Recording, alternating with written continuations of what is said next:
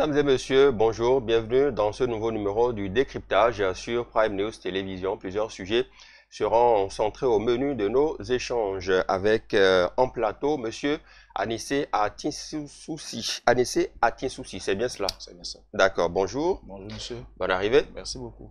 Merci d'avoir accepté notre invitation C'est et de vous prêter aux échanges ici en plateau. c'est moi qui vous remercie pour l'invitation. Merci beaucoup. Merci. Je profite de l'occasion pour saluer vos téléspectateurs. Ils vous répondent par ma voix. Le tout premier sujet est relatif à ce communiqué du ministre du cadre de vie et des transports chargé du développement durable qui recadre un peu tout cela, qui procède à des constructions au niveau de ce périmètre-là. On sait hein, que dans le dit communiqué, il a parlé de ce constat selon lequel des individus ont engagé des travaux immobiliers, notamment la construction de bâtiments et autres aménagements dans l'empire du périmètre déclaré d'utilité publique. Alors la toute première question, est-ce qu'on peut s'attendre à ce que les populations riveraines respectent au mieux ce communiqué du ministre? Ah bah, merci beaucoup. En réalité, vous venez de dire que les domaines je sais pas, de construction de la nouvelle route, ce qu'on appelle aujourd'hui les routes des pêches, Ouais. mais la route des pêches est un domaine public, donc domaine d'utilité publique déclaré comme tel. Normalement, les populations ne devraient plus pas respect pour les lois de la République s'installer dans ces zones-là.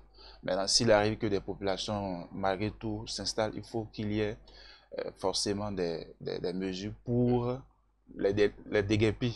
Pour les déguerpir, bon, peut-être que j'emploie le thème.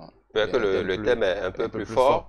Il faut arriver à expliquer aux populations que ces zones sont consacrées à l'État et que désormais, nul ne peut s'installer sans l'autorisation de cet État-là. Oui, monsieur Atinsoussi, allons un peu au-delà de ce communiqué. Les populations ne se sont pas installées d'elles-mêmes, elles ont eu certainement l'autorisation de certaines autorités, peut-être actuelles ou passées. Est-ce que le mal n'est pas plus profond que ça? Bon, il faut noter que tout récemment, hein, Hum, je crois il y a 1 ou 2 ans, il Oui, y a eu, je vais dire, une expropriation des terres des populations qui sont autour de la construction de cette route-là, oui, route appelée route des pêches. oui. Donc normalement, depuis qu'il y a eu cette expropriation, Hum, les populations ne devraient plus s'installer. Même si entre-temps, il y a eu des autorités qui, par en griffe connivence, se sont prêtées à ce jeu, ce qu'on n'est pas sûr de le prouver, qu'il y a délivrance des papiers qui les autorisent, c'est que désormais, force doit rester la loi. On ne doit pas s'installer à tout va, non. Il ne faut pas s'installer dans des endroits d'utilité publique. Et qu'on appelle les riverains devraient savoir que déjà à l'émission de cette, je vais dire, de ce communiqué, ils devraient pouvoir prendre des mesures pour quitter d'eux-mêmes, pour ne pas voir les forces publiques les enlever, pour que demain on parle d'utilité ou bien d'usage de force. Justement, c'est vrai que vers la fin du communiqué, il dit qu'en conséquence, les personnes qui, en violation des dispositions légales, posent de tels actes, sont appelées à y mettre immédiatement fin. Quand on sait que la construction de bâtiments, ce n'est pas une mince affaire, c'est des centaines de mille, c'est des millions de francs CFA, voire plus. Est-ce que ce n'est pas un manque à gagner pour les populations qui sont peut-être depuis plusieurs années? Donc, il faut noter que la construction d'un bâtiment prend en compte beaucoup de documents. Et d'après mes informations, Oui. entre autres documents, il y a le permis de construire ou bien le permis d'habiter. Donc en réalité, si je suis sûr que ces populations n'ont pas ces documents, non, même si ces documents, ils en ont, ça ne peut plus dater, ça ne doit pas dater d'après le déguerpissement ou bien d'après l'expropriation des terres, il y a environ 2 ans. Donc, ces populations, à leur place, je ferai l'effort de partir de moi-même avant que l'État ne prenne des mesures drastiques pour les déloger. Vous parlez du permis de construire, peut-être qu'on refera une autre émission pour creuser un peu ce dossier-là, mais combien de Béninois, même étant chez eux aujourd'hui, ont requis le permis de construire avant de procéder à la construction? On sait que par habitude, le Béninois achète sa parcelle il fait son plan dans sa tête, il demande au maçon, voilà ce que je veux, et puis paf, il est chez lui. Est-ce qu'on a même la culture du permis de construire? C'est déjà ça la question. Alors, en réalité, c'est vrai, je fais mien ces propos-là. Mais en réalité, il faut noter que depuis un certain temps, il y a des habitudes qui sont en train de disparaître. Si des gens se permettent encore, à l'avènement du régime en place, de construire sans autorisation de l'État civil, c'est qu'il y a problème, de l'État communal, c'est qu'il y a problème parce que il est dit que pour construire, il faut aller prendre des papiers relatifs à la construction, y compris le permis de construire.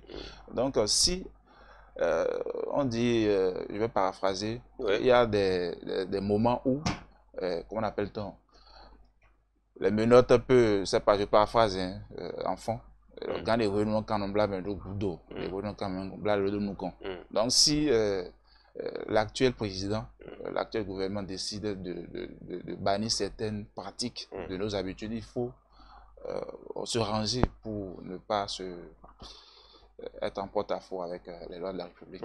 Et il faut dire que le permis de construire n'a pas été inventé par le gouvernement actuel. Ça a toujours existé, sauf que les populations ont souvent feinté ça d'une manière ou d'une autre. On a l'impression, hein, monsieur Anissé Atinsoussi, que nous sommes peut-être dans la période des interdictions, puisque d'une interdiction à une autre, il n'y a que le préfet de l'Atlantique, Monsieur Jean-Claude Kodia, a sorti un arrêté en date du 4 septembre 2024 où il interdit globalement sur son territoire la vente à la sauvette qui est désormais interdite au niveau des carrefours, sur les artères, les trottoirs, les terre-pleins centraux, les feux tricolores notamment.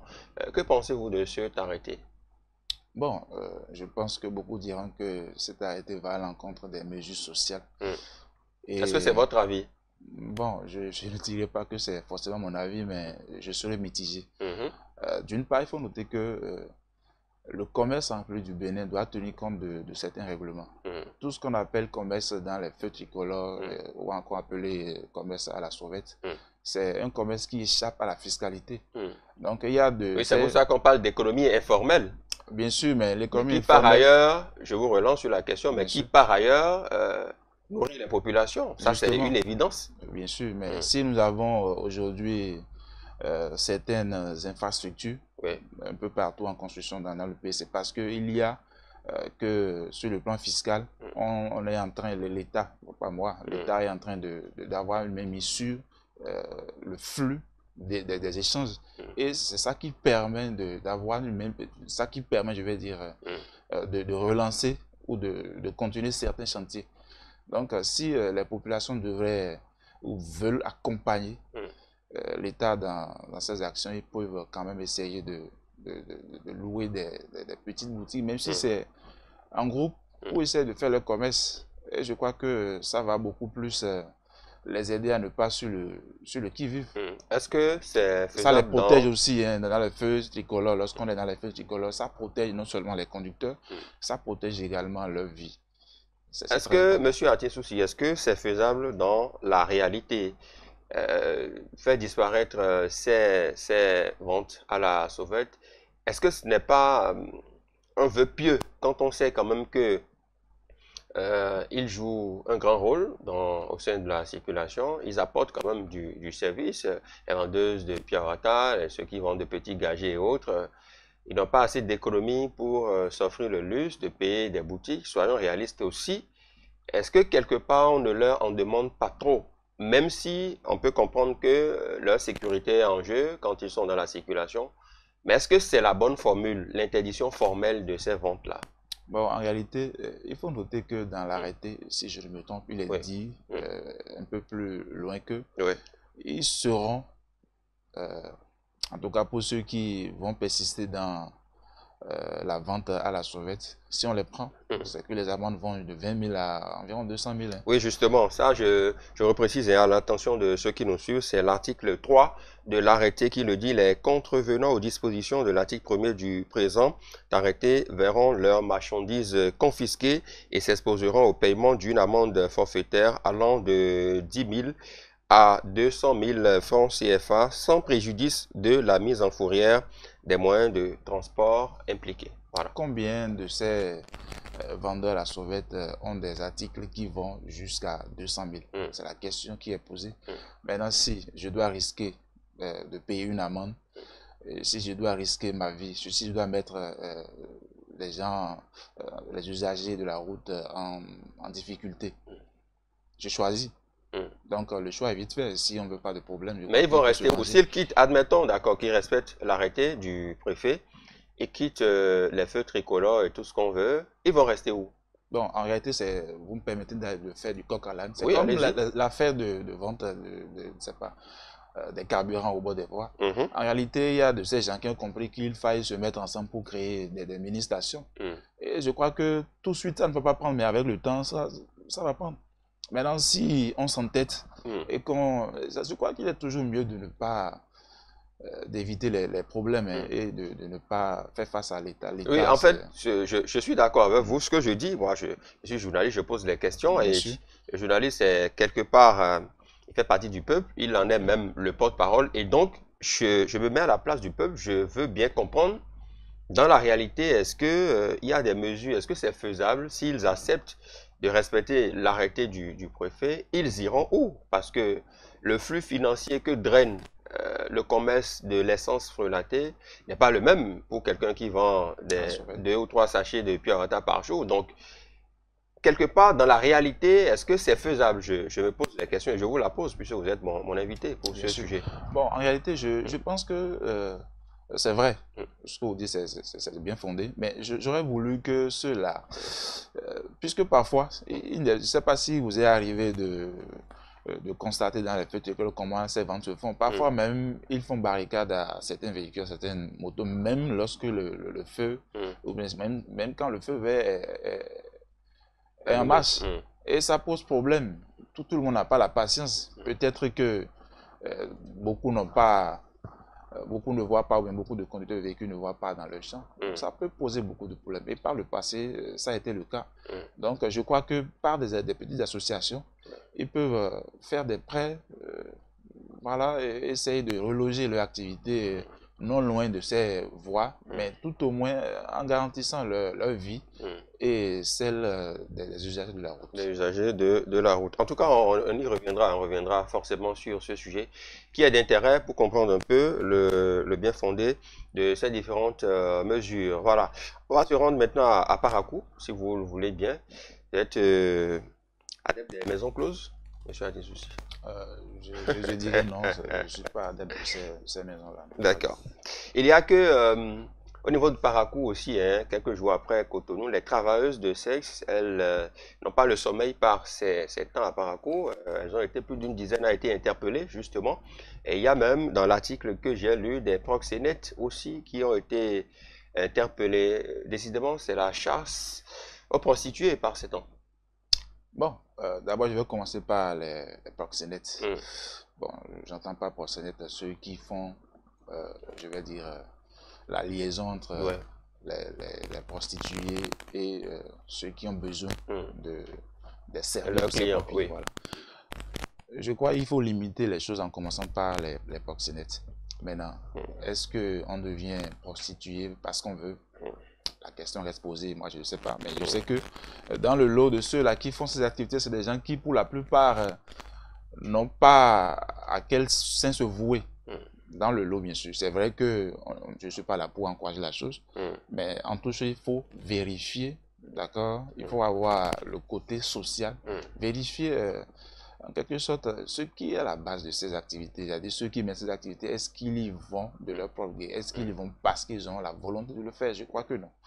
Donc déjà, c'est le premier aspect que je vais aborder. Le second aspect, lorsque les gens s'exposent ou bien lorsque les gens viennent s'aligner au bord des voies pour soi-disant vendre leur partie génitale, bon, pour vous et moi qui avons la lucidité ou bien le sens de discernement, on sait que c'est mauvais.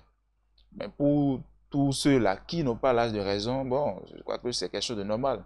Donc lorsqu'on expose ces choses-là, c'est qu'on est en train d'encourager la chose. Donc l'État n'aura que de cesse que d'enfreindre à cette pratique-là, de réguler la chose pour que cela ne frise pas comme si c'était une chose normale. Questionnons la cause, justement, puisque selon Fraternité FM, on dit que l'opération menée par les forces de l'ordre sous la direction du commissaire Léopold Egbé Kadia vise à combattre le marché du sexe en pleine expansion à Parakou. Et selon les chiffres qui sont quand même évocateurs, on dit que le nombre de sites est passé de 8 à près de 40 en 5 ans. Donc, l'activité prospère à Parakou. Bon, ce n'est que le poteau rose, sinon déjà sur les réseaux sociaux, il a constaté que, en fait, la chose devait commencer depuis les réseaux sociaux. En fait, on constate, au vu de tout le monde, qu'il y a une sorte de propagandisme de l'activité. Je ne vais pas énumérer la situation entre un artiste ivoirien et André Feu. Bon, je me tais sur la situation, mais je sais que déjà, pour abattre un mal ou bien pour finir avec un mal, je crois qu'il faut déraciner la situation, le mal. Mais j'ai l'impression que, bon, on est en surface. C'est-à-dire, qu'est-ce que vous proposez de façon concrète pour déraciner ça, à votre avis? Ce que je propose, c'est déjà ce que le gouvernement fait à travers la traque de ces gens-là. Mais il ne faut pas s'arrêter à la traque, il faut aller un peu plus loin.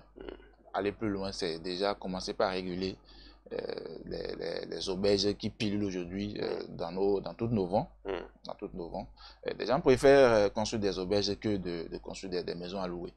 Donc, s'il n'y a pas d'auberge, c'est mauvais de construire des auberges. Si vous avez votre argent, vous voulez construire des auberges, est-ce qu'il faut vous l'interdire? Bon, on ne peut pas m'interdire, mais en réalité, ça gênait quoi? Ça ne gênait que des prostituées. Ah bon? Bien sûr, ça ne gênait que des prostituées pour la plupart, parce que les auberges, ce n'est pas comme des hôtels, non? Non, mais les gens vont pour se reposer aussi. C'est ce qui est dit, mais dans la réalité, les auberges sont inondées tous les soirs par les prostituées et leurs clients. Et ceux-là qui font les activités, c'est des gens qui sont, pour la plupart, ici, toujours quelque part où il y a des auberges. Voilà, donc c'est un peu ça. D'accord. Merci beaucoup à vous, Monsieur Anissé Merci à vous, Monsieur Stanislas. Merci d'être passé par ici. Chers amis, ce sera tout pour ce décryptage. Merci de nous avoir suivis. À demain.